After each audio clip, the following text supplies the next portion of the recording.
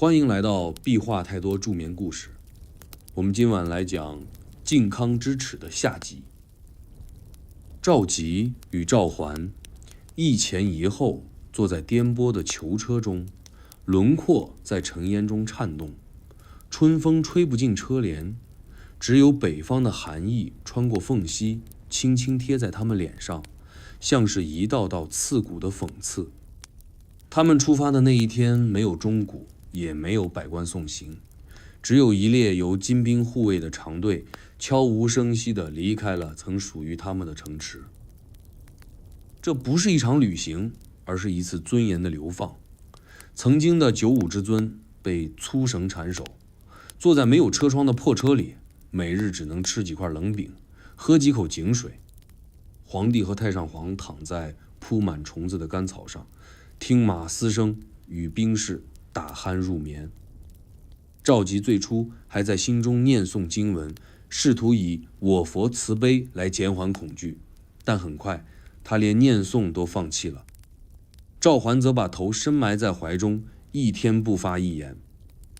沿途百姓夹道而望，他们多半面无表情，有人低头回避，也有人站在道边冷眼旁观。他们认得出那是谁，也认得出囚车上那几乎变了形的脸。他们不再喊吾皇万岁，只是默默看着，像看一场早该收场的戏剧。有些人甚至嘴角挂着一丝看不出的冷笑，这不是对二弟的恨，而是彻底失望后的冷淡。最难堪的是那些曾受赵家恩赏的乡绅地主，他们曾奉皇命筑路建桥，赈灾安民，甚至供奉皇室香火，如今却连面都不敢露。有人躲进屋中偷看，有人索性离家出走，怕被金人连坐。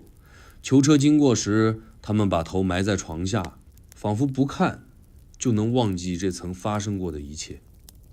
金军押解方式冷静高效，他们设有专人看管二圣，每日点名记录饮食起居，甚至轮流监督如厕，丝毫不给二人独处机会。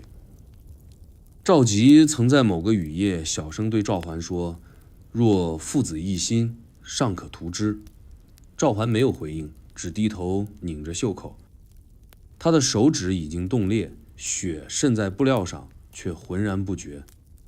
到了中途，一座名叫应州的小镇，金军命二弟下车稍作休整。那座驿馆原是北宋派遣边臣的行馆，如今却成了囚徒的临时牢房。赵佶走进屋内，看见墙上还残留旧日题词“国泰民安”，忽然笑了一声，转头道：“这字是朕亲笔。”没人接话，金兵也不懂，只是将他推入屋中，用铁锁锁住木门。在应州时，赵桓第一次试图逃跑，他趁夜翻出窗户，打算溜入城中，混出金营，再想办法逃往南方。但他低估了金军的防范，也高估了自己的体力。刚翻过围墙，就被当场擒住。金兵将他按入泥地中，用弓弦勒住脖子，押回时满脸血泥。赵佶得知此事，脸色煞白，没说一句话。第二天开始发烧，几日未起。之后金人收紧了管控，两位皇帝被装入更严密的囚车，外附铁栏，日夜有重兵护送。他们继续北行，穿过幽燕之地，越过山脉，来到传说中五国城的边缘。那是一座不大的城池，却如幽魂般隐匿于山谷之间。四面是陡峭石壁，进出只有一条小道，城门常年封闭，只有军车进出。赵佶下车抬头看城门时，眼神呆滞。那门上没有城徽，也没有名号，只贴着一张白纸，写着2个字：禁区。他们被安置在一处破旧宅院中，实则为关押营地。木屋低矮，屋中无窗，门外立着4名金兵，墙角堆着霉烂草席与破毯。从此，赵佶与赵桓的北囚生涯正式开始。每日2餐粗饭，早晚点名，任何人不得私语，不得单独外出。赵佶原想每日作画消遣，金兵搜走他的纸笔；赵桓想读经养神，金人夺走他的经卷。他们失去了外界，也失去了自己。不过真正让二人痛苦的，不是饥寒，不是屈辱，而是彼此的存在。他们本就是一对矛盾交缠的父子，一个善退避，一个好犹豫，一个信道逃避现实，一个自负却无能为力。现在两人被关在同一个屋檐下，逃不开也讲不开。赵佶常常望着赵桓出神，似是怨他误国，更多是恨自己教子无方。赵桓则对父皇一肚子不甘，早年事事受其钳制，如今却要共受此辱，反觉得命运太会捉弄人。某一夜，赵桓突然问：“父皇可悔退位否？”赵佶沉默良久，缓缓答：“悔也无益。”那晚之后，二人再未主动说话。日子在极度的沉默中流逝，偶尔有金人押来其他俘虏，带入院中，稍歇后再转走。有一次，是南宋派来的使节，试图赎回二圣。金人让赵佶与赵桓在窗后偷听，告诉他们：“你们看看，这就是你们的儿孙。”使节诚惶诚恐，称圣驾在北，宋人痛心，言辞中满是试探与羞辱。赵桓手抖如筛，赵佶则紧紧盯着窗外，仿佛试图看清那张使者的脸。他想知道，那是不是赵构派来的？那是不是还认他这个父皇？但金人没有答复，只在几天后冷淡告知赎回不成。希望被熄灭，夜再度浓重。他们不再问朝政，不再谈旧事，只剩各自坐在角落里发呆喘息，度日如年。而真正令人绝望的，是一种叫望南病的症状在五国城里流传开。被囚的宋人，特别是高官文士皇族成员，常年眺望南方而生幻觉，梦中呼唤故人，清晨泪湿枕边。他们在北风中向着南方的方向跪拜，仿佛南风能带来一缕家乡消息。赵佶就是这病的典型。他常坐在土墙边，手中握着一块早年御用砚石残片，一遍遍擦拭，像在复写那早已消逝的天子梦。这一段北上囚车，不只是地理位移，而是尊严的彻底放逐。从城门走出的那一刻起，赵家的命运就脱轨了，不是死，而是比死更难以忍受的活着，活在羞辱中，活在突然中，活在没有终点的等待中。五国城的春天并不美，灰白的天，寡淡的草，像被抽干颜色的画布，即便阳光偶尔照进来，也只是冰冷地落在赵佶与赵桓的屋瓦上。他们已经被关押在这里好些日子了，时间在风中被磨得模糊，没人告诉他们今天是哪一日，也没人在乎他们是否还活着。赵佶起初还每日理发、净面、换衣，如同旧日作息，可后来他发现这些仪式不再有意义。他想写字却没笔，想吟诗却无纸，想对人说话，周围却只剩下沉默与冷气。他常坐在院中发呆，盯着墙角爬动的虫子，一动不动，一坐就是一整日。赵桓更彻底，他干脆连话都不讲，像是自我放逐。他的眼神像积水，蒙着层灰，看什么都不清楚，听什么都没反应。可金人没打算就这么关着他们，他们对这两个俘虏皇帝可有自己的玩法。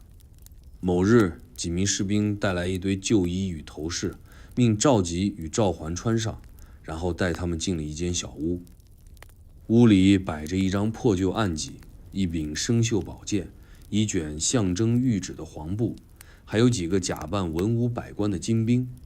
士兵笑着说：“今儿让你们重登大宝，朕还要临朝议政呢。”赵佶是一脸狰狞，赵桓呢低着头，脸色发白，却不敢拒绝。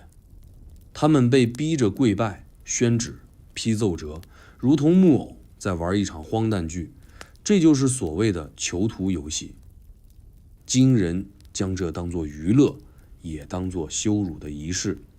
他们定期让二弟表演，供贵族观看，喝彩大笑。他们讽刺赵佶书法天下第一，却保不住江山；笑赵桓当皇帝不到2年就被俘，像个婴儿。这些话赵佶表面不听，实则句句钉心啊。赵佶曾说书画传世，却不知自己却活成了笑话。有一次，宗望亲自来关系，他看着赵佶行礼后问：“可知为何我不杀你？”赵佶低头不答。宗望轻声说：“因为你活着比你死了有趣儿多了。”这句话一出，赵佶仿佛被抽了魂。他明白，这不是折磨肉体，而是摧毁人格。而在五国城的另一个角落，还有许多与他们同来的俘虏，王公贵族、文人学士、太监内侍、工匠乐师，他们也都被圈禁、分类、编号。有人被强迫教授书法，有人被逼给金人演奏中原乐曲，有人被送往边地做苦役。一位原太学博士被命给金营子弟讲授《论语》，每日讲完后要被鞭笞3下作为奖励。这些俘虏彼此之间很少说话，他们曾在朝堂上共事，在京城里论道，如今却像一群陌生人。他们不谈故国，不提家人，不讲往事。他们知道，在这片被铁马占据的异地，他们说的越多，心碎得越快。但比这些人更悲惨的是那些随行的宗室妇女，他们被分散安置，有的被软禁在女所，有的被送入金营内廷，成为低等侍役，更有甚者被强迫嫁给部族首领或低阶士族。那些曾经受万人仰望的天家之女，如今日夜被视作商品、玩物、惩罚的工具。有位赵姓公主入金营，3个月后跳井身亡。另一位嫔妃在被分配前夜割腕未遂，醒来时却被当作疯子送入边城陪嫁。还有人被卖入民间，变成商户之妻，终老异乡，无人识。他们的名字从那一刻起就在赵家族谱上被划去，史书中无一字留下，像从未存在过。赵佶得知这些消息时，曾一夜未眠。他走到院中，仰天长叹：“山河已碎，血脉已绝。”但叹完也只能回屋继续活着。他想死，却死不了。赵佶呢，中途病过几次，每次都被金人送汤送药。他们不让他死，因为他活着才更有羞辱价值。而赵桓可就更麻烦了，他开始出现幻听现象，每听见远处马蹄就会惊恐发抖。每逢雷雨夜，他便坐在床边不敢闭眼，嘴中喃喃：“金人来了，他们又来了。”有一次，他竟对自己影子大喊退兵，吓坏了值守的兵卒。没人关心他，反倒有人提出是否可以将他送去京上京，为新年大宴助兴。于是赵桓被请去了金国首都，出席贵族盛宴，披上旧龙袍，在大厅中被命令唱颂歌。他唱不出，只能用哑哑的嗓子发出断断续续的呻吟。金国王公哄堂大笑，有人高喊：“大宋皇帝唱得真动情。”赵桓低头流泪，泪滴落在龙袍下摆，渗入尘土，无人理。回到五国城后，他再没说一句话。有天深夜，他将那件被迫穿过的龙袍撕碎，一块块埋进泥地。赵佶看到时，也只是叹息，不再劝阻。他知道儿子已经疯了，疯在忍辱中，疯在孤独里，疯在一个皇帝连死都不配的命运中。而武国城的春天也在这沉默中过去了。万物回绿，虫鸟归鸣，可没有一个声音能叫醒被囚禁的灵魂。赵家父子像一对断根的古树，被移植在异地，无根无水，只剩皮囊苟活。那些年，赵家在武国城度过的日子，是一场活人的祭奠，是一个王朝最赤裸裸的解体过程。他们不是死去，而是被活活剥去了黄的壳，扔进历史的夹缝中，日日受冷，夜夜发烫。赵佶，那个曾经用一笔瘦金体征服文人雅士的皇帝，在武国城的囚屋里活成了另一个模样。他不再迎风弄月，不再凌迟写字，不再讲茶论香，他安静的近乎木然。甚至金兵偶尔讽刺他文艺皇帝变成木雕，他也只是看一眼，转身便走。他不是看不开，而是太清楚，眼前这一切不是梦，是清醒着的一场劫。一开始他还坚持每日画画，没有纸笔，他就找来破木板，烧炭做墨，用手指代笔。他画过一只飞不过高墙的鹤，一颗断枝发芽的梅，一只头被拧断仍握笔不放的猴。他知道这些东西没人看懂，也没人在乎，但他需要画，就像落水者抓住最后一块浮木。可后来炭被收走，木板被砸碎，他连画梦的权利也没了。他转而自言自语，有时背《诗经》，有时唱大乘乐，有时对着墙喃喃：这水墨不够润啊，这龙爪也歪了啊。旁人听着以为他疯了，只有他自己知道，那不是疯。他把意识藏进诗词，藏进旧曲，用它们遮住现实这面墙上的血迹。但真正让赵佶发生变化的，并不是苦，而是一种彻骨的自我剖开。过去他以为自己是个人主，宽厚仁和，知书达理。他觉得只要朝中文臣有才，国家便不会偏；只要四方共理不断，大宋的文德就能服天下。他曾避战、避权、避责任，以为躲得开就等于安好。可现在他明白，那些他一笔一画建构出来的精致世界，原来早就是空壳。他想起蔡京、童贯、王府，想起那些朝堂上的诡笑与低头，想起自己每一次在应战与求和之间的拖延、回避。他想起自己退位那日说：“朕老矣，让贤乃为社稷。”其实心里只想远离风浪。他知道自己亲手造了大宋的最末章节，手一挥，山河沦落。他不是悲情英雄，是逃避者，是帮凶，是那颗最早松动的螺丝钉。武国城的第3个冬天来得特别早，10月初，霜雪落下，赵佶的屋檐结了冰，他咳得厉害，整晚不能眠。有人送来药汤，他喝一口，苦到皱眉，却不愿再喝。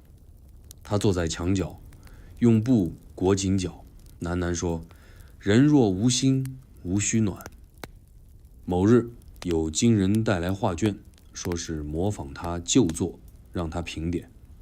他展开一看，那是模仿他《瑞鹤图》的画作，笔势粗野，神采尽失。他沉默半晌，只说了一句：“不懂古法。”金人不解，还在问古法何意。他摇头，缓缓合卷：“这话也无罪，不过缺心。”这句话他不是说给别人听，而是说给自己。他开始拒绝所有金人安排的表演，穿龙袍不穿，坐黄椅不坐，读诏书不读。他站着不动，看谁也不语。起初金人愤怒，要用鞭子抽。后来发现他真像个废人，打也不吭一声，反倒索然无味。后面金人也不再强迫，赵佶就这么熬着，像枯木，也像一口没盖的井，等着风雪填满。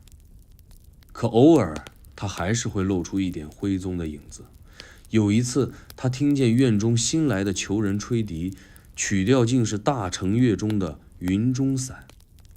他悄悄走过去，站在竹篱后听了半刻，然后低声和了一句：“云在中，雁难行。”那声音轻得像风，却抖得人心头发麻。他站在那儿良久，随后回屋把破席子拍了拍，像拍落旧年的尘。赵佶的另一副面孔也是在这种极度幽闭与剥离中显露出来的。他不再纠缠朕是不是错了，而是开始思考，这个世界本来就不归我管。他回忆童年，回忆父亲神宗如何严厉，回忆自己是如何在文艺中找到逃生。他甚至偶尔会露出一种超然的平静，好像已脱离皇权、国仇、身份，只剩一个人，一个在北国寒地等待终点的老人。赵桓看着这样的父亲，一开始不屑，后来是惶恐，最后是麻木。他曾多次想与赵佶交流，却始终开不了口，不是没话说，而是不知该从何说起。过去他怨赵佶乱政误国，现在他只觉得对方像一座塌了的碑，刻着自己看不懂的字。他们白天相对无言，夜里各自辗转，屋子虽小，却像隔着一整条黄河。直到某一日，赵佶突然对赵桓说了一句话，他说：“你若有子，教他不要做皇帝。”赵桓愣住，不知是嘲讽还是告诫，只是苦笑：“我已无家，何来子？”这两句话像钉子，一人一颗，钉在了北国囚笼的冰墙上。时间继续缓慢划过，赵佶头发全白，牙齿脱落，身形佝偻如老猿。他不再记日子，只记今天有没有风。有风日，他便坐在门前，望向南方，哪怕什么都看不见。他说：“风来自南方，便还记得我。”赵桓笑他痴，可有时候也会悄悄站在门后，望着那一线风起的方向。赵佶没有在仇恨中老去，他是在反思与钝痛中慢慢熄灭。他的灵魂没有被金人杀死，而是被自己一点点剥光。他的另一副面孔是苍白的，是自嘲的，是醒得太迟的。他从未真正做过一个好皇帝，却终于在这里做了一个懂得后悔的人。靖康之后，赵佶的皇帝身份早已剥落，可他作为人的意识却在五国城一点点生长，剥裂再生。他不是毁在金人的刀下，而是困在自己一手打造的空宫深处，直到再也不剩画，再也不剩诗，只剩风。赵桓从未真正当过一天安心的皇帝。即位那年，金兵压境，父皇甩锅，朝中党争如潮。在位1年多，被逼开门求和，遣女纳币，最终连自己也被绑上囚车，送往北地。他从登基的那一刻起，就像被绑在流沙上的人，每挣扎一次，就会陷得更深。他没有赵佶的风雅可逃避，也没有文臣的口才去辩解，更没有武将的胆魄能决断。他是夹在天命和父权之间的一粒沙，根本来不及清醒。可在五国城的那几年，他却慢慢从一团混沌中挣脱出来，不是因为外界变好，而是因为他没得选。他必须睁着眼看着，他必须从我是天子的梦里醒来，哪怕这梦醒来后满身是血。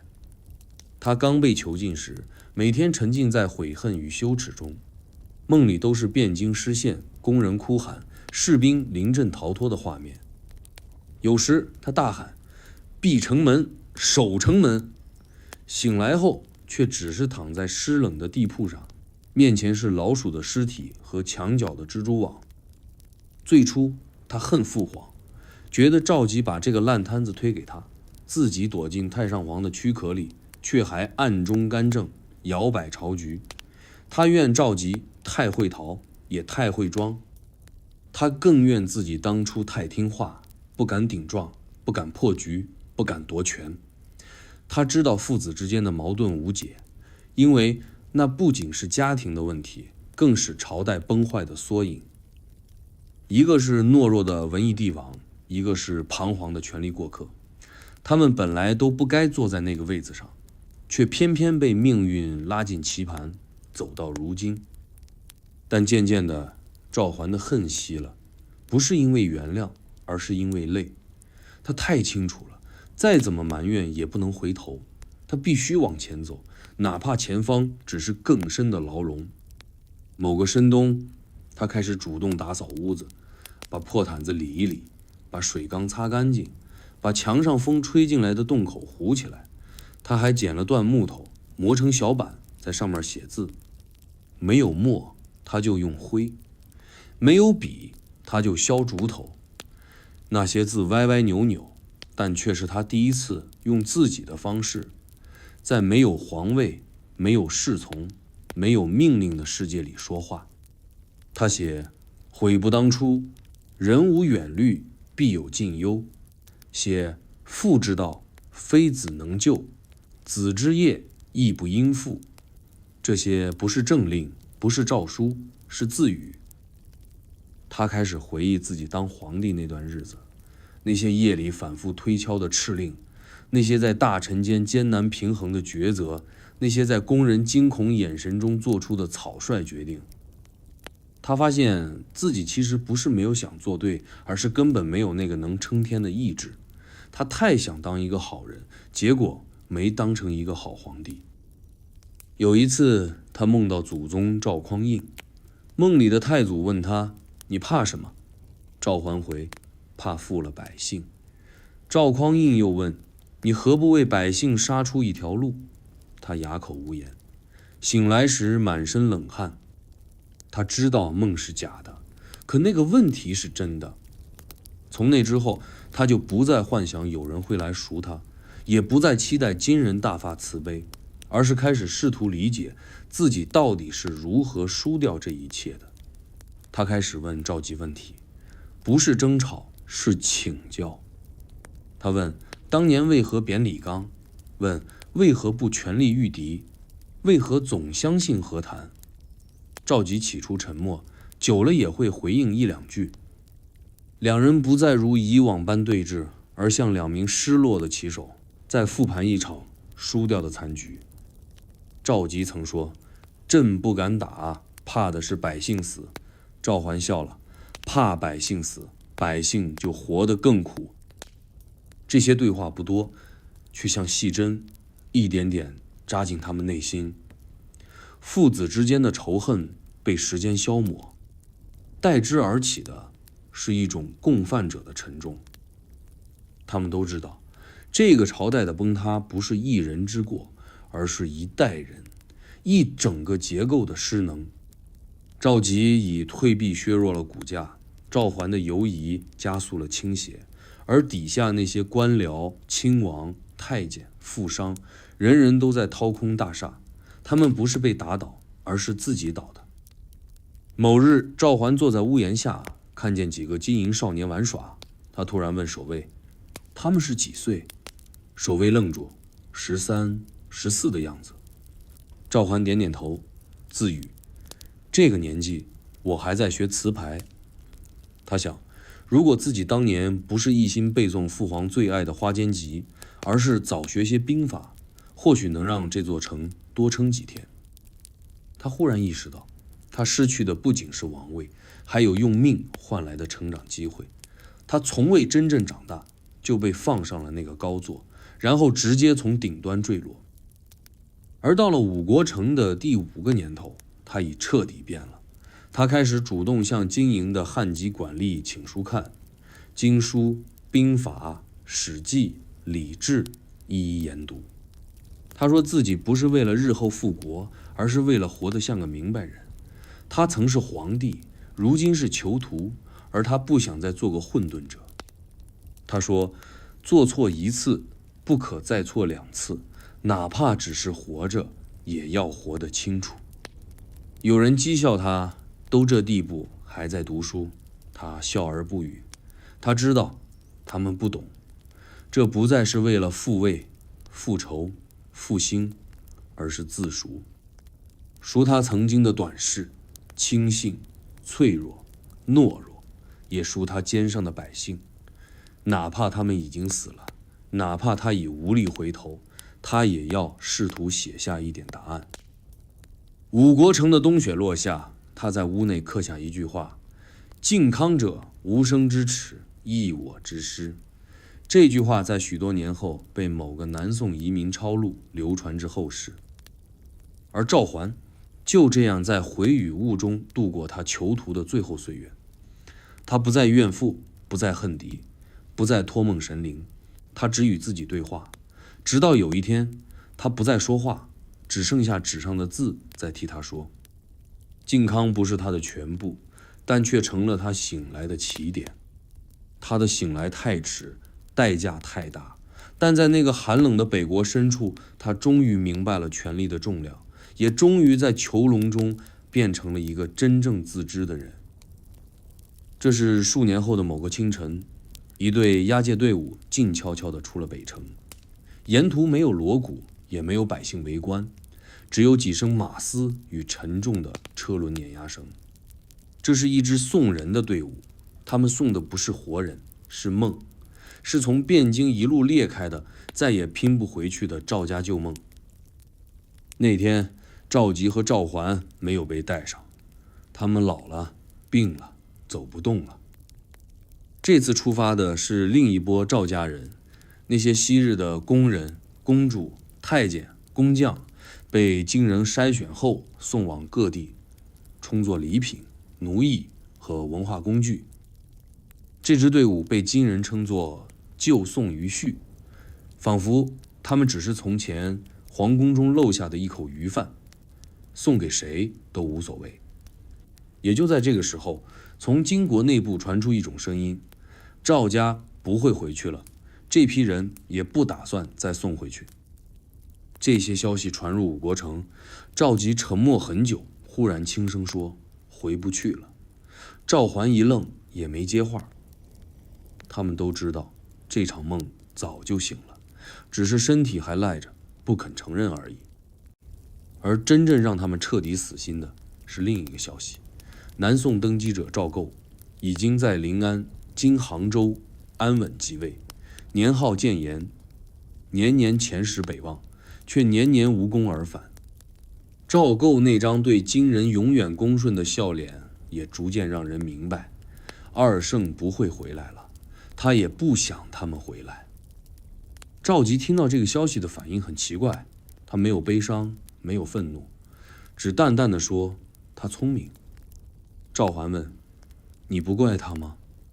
赵佶却笑了：怪他，他若来救我，就不是他了。这句话是冷的，却也真实。他比谁都清楚赵构那副小心翼翼的性子，软骨中带着一点市侩，外柔内滑。当年在宫中就是一副兄长说的对，父皇圣明的模样，实则最会见风使舵。如今做了南宋皇帝，唯一的使命不是复仇，而是保命。而赵家这2个前任对于他的保命计划而言，太大、太重、太碍事。朝廷每年照例派人北上，象征性询问可否归还二圣。金人每次都推三阻四，要么锁驾金人，要么拖延回应。赵构心里清楚，那是一个不能接的烫手山芋。一旦接回来，自己如何自处？若封为太上皇，谁听谁的？若不封，又失忠孝之名。而且赵佶、赵桓活着，就是一块被放大的阴影，是他合法性的伤疤。他需要二圣在北不在南，最好在牢里永不出声。可在五国城，这些你争我让的盘算变得毫无意义。赵佶逐渐衰弱，腿脚萎缩，说话含糊。赵桓也病倒在一场风雪中，整整躺了7天没醒。他们已不再讨论南方，不再谈国事，只偶尔回忆起一些无关紧要的旧事，比如宫中某年雪夜的花灯，当年宠臣吃相的滑稽，比如一次猎场上如何差点被鹿撞倒。某日清晨，赵桓撑着病体在院里写了一首小词：一指归梦断，半壁旧宫寒。风吹不动宫墙柳，只见流年瘦。赵佶看后没说话，只低头抠着地砖上的青苔。那天午后，两人都没再出屋，像是在体内慢慢整理最后的记忆。这一年，金国内部也开始动荡，权臣争位，叛乱四起，朝局不稳。五国城管理愈发松懈，有几名看守被调走，点名改为2日一次，粮食供给也减少了。赵佶明显日渐虚弱，饭吃得少，整天卧床不动。有一回，他忽然抓住赵桓的手，低声问：“你还记得元符年那道雪吗？”赵桓怔了怔，摇头。他已记不清那场雪，甚至记不清元符是何年。他只记得靖康、北上、囚车、五国城，记得这场无法醒来的梦。终于，某个冬日夜，风吹竹灭，赵佶沉沉睡去，再未醒来。没有鼓声，没有号哭，只有赵桓一人坐在榻边，捏着父亲瘦骨嶙峋的手，默默流泪。他没有叫，也没有动，只是低声说了一句：“你终于不用再看这世界了。”赵佶，没有尊号，没有国号，没有陵寝，没有记忆。他死得像一个普通人，甚至连死的形式都不属于自己。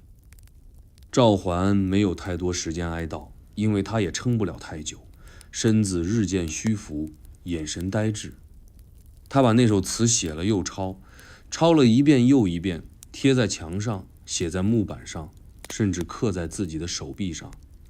有人问他为何如此，他说：“我怕没人记得。”而在遥远的南方，赵构已开始准备自己新修的宫殿。他为父兄立了一块牌位，挂在偏殿，不常供香。他的朝臣也早将靖康之耻写入史册，成为南宋建立的合法性铺垫，成为不可重复的教训。他们讲的是大事，是存亡，是制度变革，可没人再提赵佶、赵桓那些死得慢又静的日子。五国城依旧在冬日中缓慢喘息，那是一座死了的城，却仍日夜有风，有鸟鸣，有旧瓦落地声。赵桓走在父亲之后没多久，也在一次寒夜咳血而终。没有人哭，也没有仪式。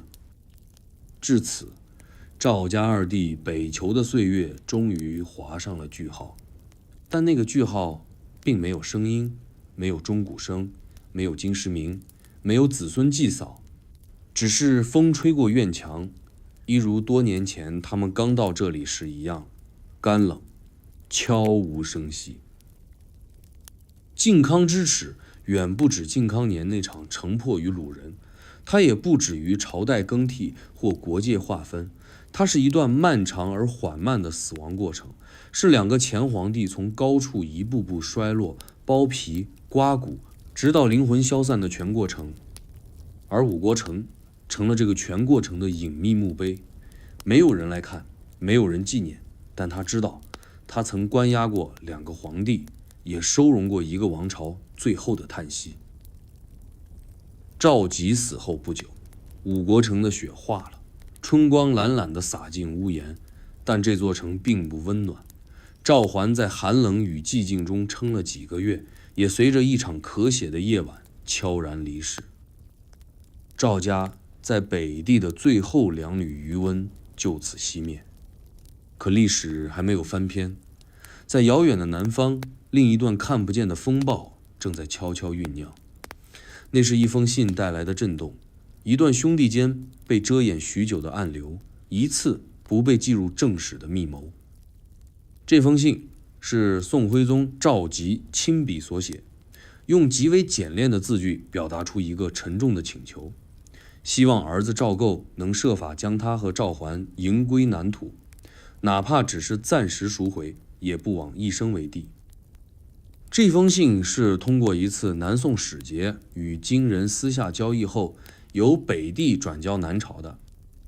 那位使节并未将此信呈报中书，而是辗转交给了赵构最亲近的幕僚张俊。赵构看到这封信的那天是建炎4年春，他坐在偏殿的书案前，翻开那封略显潦草的信纸，最上方2个字“儿构”几乎模糊。他盯着看了好久，指尖一阵发麻。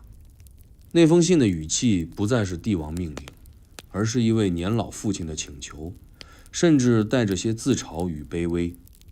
他写道：“构虽不肖，然父兄抚养北土，魂魄无脱。若能一迎，父可含笑地下。”这句话像冷针扎进赵构心口。他合上信，沉默良久，然后亲手将他锁入井匣，吩咐此事不得外传。赵构不是没动过迎二圣的念头。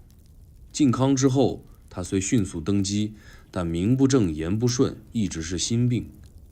二圣在北，他在南，天下人怎么看？他自己心里也明白，他的皇位是金人默认下的产物，是在父兄被掳的背景下仓皇成立的。他怕被说成趁火上位，怕民心未归，怕朝臣动摇。于是他每年派使节北上探望，表面恭谨，实际无意真迎。可这封信却让他陷入深深挣扎。他真想救吗？其实也想过，若能把父兄接回来，堂而皇之地宣布救主归国，再以太上皇礼遇送入别宫，颐养天年，他的统治名正言顺，民心可安，北望者可敬。但这一切有个大前提，金人肯放人。赵构深知，金人之所以愿意与南宋维持你打我赔的和平状态，很大部分原因是二圣在手，他们是筹码，是锁链，是随时能掀起南方政局波动的风眼。金人怎么可能轻易归还？于是赵构退而求其次，他召集密臣商议，以血缘为念的名义拟定一套私赎方案，由信得过的中间人出面，以重金向金营边将购买二圣之自由。这事极为隐秘，连御史台都被瞒下。操作手法是与民间贸易捆绑，将银货走私进京境，再寻线索，接触看守二圣的将领，商量放人。但计划很快遇阻，第一批银货未出，边境便被劫，牵连10余人。金营对此极度警觉，加强对赵家俘虏的管控。再加上此时金国内部动荡不止，宗汉系与宗望系斗争激烈，无人愿为南人亲情担责。赵构不得不暂停行动。第2年，又试图走金国内部失势文臣路线，说动一位曾与赵佶有交情的金国翰林院官员传话，许以南宋高位后路相报。结果刚联系上，此人便被斩首示众。金人立碑曰：“兼通南路，正法已警。”那一刻，赵构明白了，这封信是无解之题。他可以演，他可以假，他可以年年派人登门寒暄，带着清茶细点、诗稿书信，但他无法真正赎回父兄。不是赎不起，是根本不许赎。他最终将那封信焚毁，火舌舔着纸张，赵佶那潦草的字逐渐卷曲燃黑。他站在火前，默默地说了一句：“儿无能，父皇考。”语调极低，像是说给空气，也像是说给自己。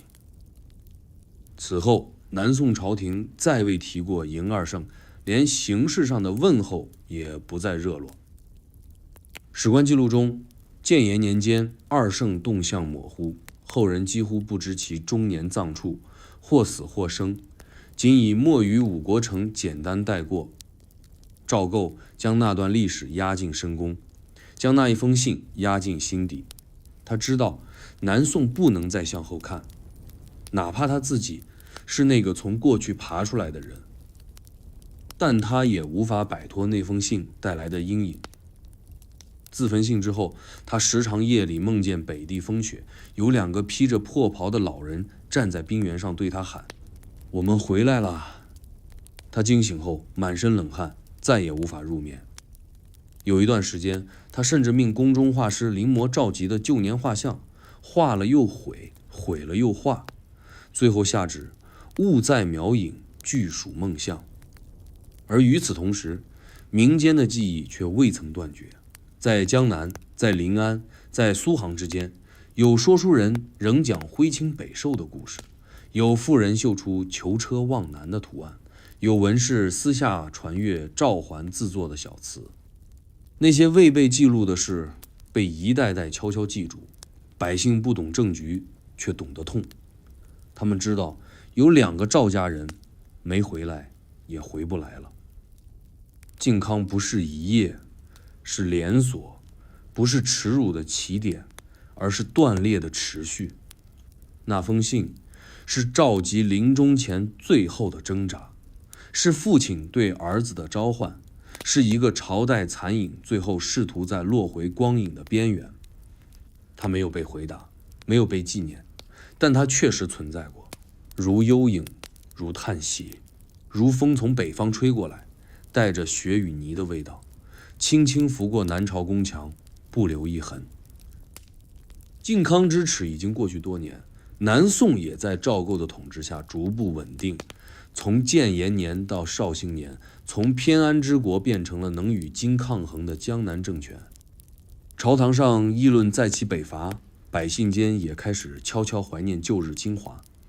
但有一件事，始终像尘封在角落的秘密，被人小心翼翼地回避：徽钦2帝的最终结局。赵佶与赵桓死在五国城的消息，起初并未广泛传回南朝，金人刻意模糊处理，仅在对南宋的文书答复中，以极冷淡的字眼写下：“二上皇已归土。”赵构得知后，没有公开发布讣告，也没有设祭典或哀悼，只在内宫挂了一块黑绸，悄悄换了殿中一幅画像。他不想惊动朝野，更不想掀起过去那片已经压下的波澜。但民间不是那么容易沉默的。有一位杭州旧儒在讲学时流泪说：“大宋父子皇帝被掳北地10年有余，竟如此归去，岂不哀哉？”言语传开，学子们纷纷自发手抄《二圣北狩记》，在私塾、学宫、街头默读传颂。有人画出囚车、草庐，有人为赵佶作贺闷图寄哀，有人私刻靖康耻，石印藏于案角。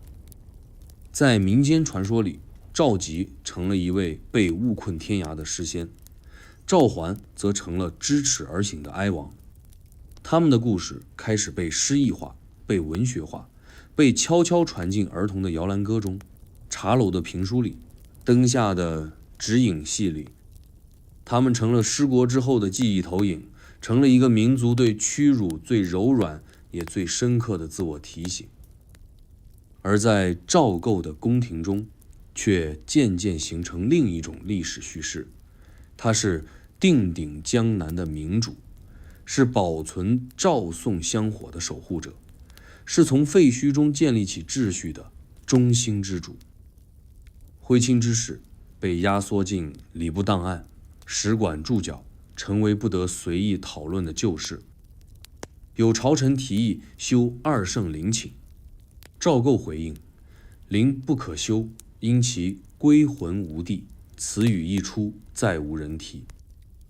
他不是无情，他只是太清楚，一旦认真追悼，靖康就是永恒的锚点，而自己就是那个未能迎父归宗的孝子失职。所以他选择将哀伤冻结，将过往折叠，只留给未来一个稳固的台面。而在这个稳固之上，他继续打理南宋，设科举，整财政，立边防，试图将一个满目疮痍的朝代扶起来。可有些夜晚，他仍会梦到北方。梦里的五国城总是黑白色，赵佶坐在廊下写字，赵桓站在一旁地默。赵佶转头看他，眉目苍老却清明，口中缓缓吐出一句：“构儿，夜深了。”赵构常在那句“夜深了”中惊醒，醒来后他会坐起身，披衣走到御案前，久久不语。他曾在密室中写下一首不署名的悼词：“父兄北陲苦求年，儿孙江南独自眠。3000里水隔断梦，一寸丹心未敢言。”这首词从未流出，只有4页的进士知晓，终身不语。而那张词纸最终被赵构自己焚毁，化为灰烬，混入一炉旧香之中，飘散在春夜风里，像是一种无法开口的忏悔。靖康之耻永远不是一个年份那么简单，它是一种裂痕，一道印痕，一层深入骨血的民族经验。从赵佶画下第一笔瘦金体，到赵桓踏出那道城门北去，从五国城冰冷的石墙到南宋宫廷里压抑的沉默，从文人眼里的亡国哀音到百姓心头的苦衷苦语。这个耻字不是仇恨的火，而是提醒，是镜子，是让后来人不再重走那条不清醒、不负责、不担当的老路。历史没有好人，也没有完人。赵佶逃避，赵桓迟钝，赵构冷静自保，他们都不是戏里的英雄，也不是诗里的烈士。他们是被卷进乱世的大人，是做错了位，说错了话，做错了梦的父与子。他们的选择也许弱，也许错，但正因如此，才离我们更近。历史不是为了指责谁，而是为了理解自己。而靖康就是一面镜子，是华夏1000年文明在一次深夜颤抖中发出的低吟。我们曾这样失去过。远方的五国城早已废弃，墓碑早已风化，荒草已没西高，偶有游人误入，看不出任何帝王气象，只看到几块破石，几株槐树，风吹过时像低声说话。风声渐渐停了，夜也深了，我们走过了北宋皇城的金碧辉煌，走进了五国城的冷墙灰瓦，陪着徽钦二帝一路跌落，从帝王之尊到囚徒之身，再到尘归尘，土归土。他们曾逃避，曾自欺，也曾痛悔，曾醒悟。最后他们没能等来归路，却给后人留下了一面镜子。请轻轻闭上眼睛，想象夜风穿过枯草，带来远处那座旧城的回响。那不是恐惧，不是愤怒，是一种很深很静的哀。那一代人已过去，而你还醒着，你有权利去明白，去选择，去不重蹈覆辙。故事说完了，梦可以开始了。愿你在这梦里睡得比徽宗画中鹤还要安静，比钦宗词中乐还要清明。